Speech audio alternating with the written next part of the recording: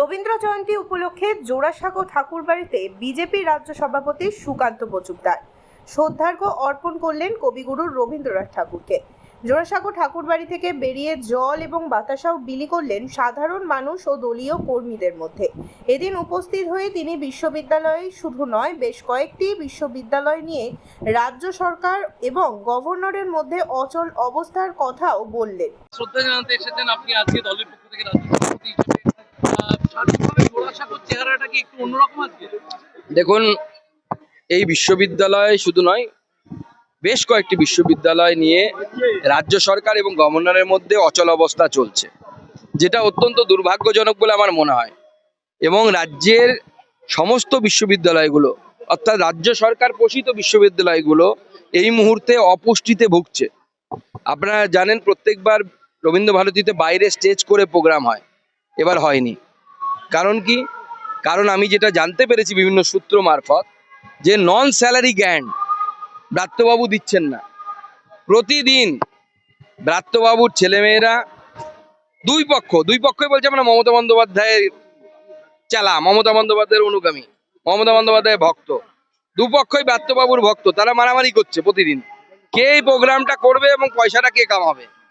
প্রতিদিন honourable vice chancellor থেকে শুরু করে অন্যান্য আধিকারিকদেরকে বিভিন্ন রকমের নির্যাতনের সম্মুখীন হতে হচ্ছে। আমি শুনে অবাক হয়ে গেলাম, এখানে সিকিউরিটি অফিসারকে মেরে তার চশমা ভেঙে দিয়েছে। এই যে পরিস্থিতি, রাজ্যের বিশ্ববিদ্যালয়ের ক্যাম্পাসে যদি এই পরিস্থিতি হয়, রাজ্যের শিক্ষা ব্যবস্থা কোথায় গেছে?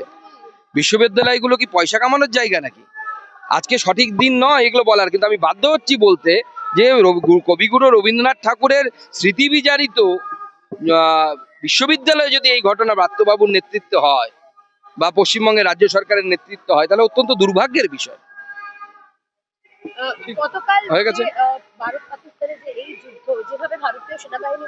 চলো বাইরে এগুলো দেবো, চলো চলো, ওই হিন্দিকে দিয়ে দিয়েছি। শ্রদ্ধা জানাতে এসেছেন আপনি আজকে দলের পক্ষ থেকে রাজ্য সভাপতি হিসেবে। সার্বিকভাবে জোড়াসাঁকোর চেহারাটা কি একটু অন্যরকম আজকে? দেখুন, এই বিশ্ববিদ্যালয় শুধু নয়, বেশ কয়েকটি বিশ্ববিদ্যালয় নিয়ে রাজ্য সরকার এবং গভর্নরের মধ্যে অচল অবস্থা চলছে, যেটা অত্যন্ত দুর্ভাগ্যজনক বলে আমার মনে হয়। এবং রাজ্যের সমস্ত বিশ্ববিদ্যালয়গুলো, অর্থাৎ রাজ্য সরকার পোষিত বিশ্ববিদ্যালয়গুলো এই মুহূর্তে অপুষ্টিতে ভুগছে। আপনারা জানেন, প্রত্যেকবার রবীন্দ্রভারতীতে বাইরে স্টেজ করে প্রোগ্রাম হয়, এবার হয়নি। কারণ কি? কারণ আমি যেটা জানতে পেরেছি বিভিন্ন সূত্র মারফত, যে নন স্যালারি গ্র্যান্ট ব্রাত্যবাবু দিচ্ছেন না। প্রতিদিন ব্রাত্যবাবুর ছেলেমেয়েরা দুই পক্ষই বলছে আমরা মমতা বন্দ্যোপাধ্যায়ের চালা, মমতা বন্দ্যোপাধ্যায়ের অনুগামী, মমতা বন্দ্যোপাধ্যায়ের ভক্ত। দুপক্ষই ব্রাত্যবাবুর ভক্ত, তারা মারামারি করছে প্রতিদিন কে এই প্রোগ্রামটা করবে এবং পয়সাটা কে কামাবে।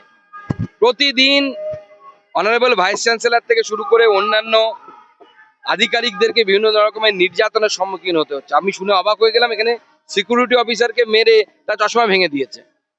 এই যে পরিস্থিতি, রাজ্যের বিশ্ববিদ্যালয়ের ক্যাম্পাসে যদি এই পরিস্থিতি হয়, রাজ্যের শিক্ষা ব্যবস্থা কোথায় গেছে? বিশ্ববিদ্যালয়গুলো কি পয়সা কামানোর জায়গা নাকি? আজকে সঠিক দিন নয় এগুলো বলার, কিন্তু আমি বাধ্য হচ্ছি বলতে যে কবিগুরু রবীন্দ্রনাথ ঠাকুরের স্মৃতি বিজারিত বিশ্ববিদ্যালয়ে যদি এই ঘটনা ব্রাত্যবাবুর নেতৃত্বে হয় বা পশ্চিমবঙ্গের রাজ্য সরকারের নেতৃত্ব হয়, তাহলে অত্যন্ত দুর্ভাগ্যের বিষয়। হয়ে গেছে। চলো বাইরে এগুলো দেবো, চলো চলো, ওই হিন্দিকে দিয়ে দিয়েছি।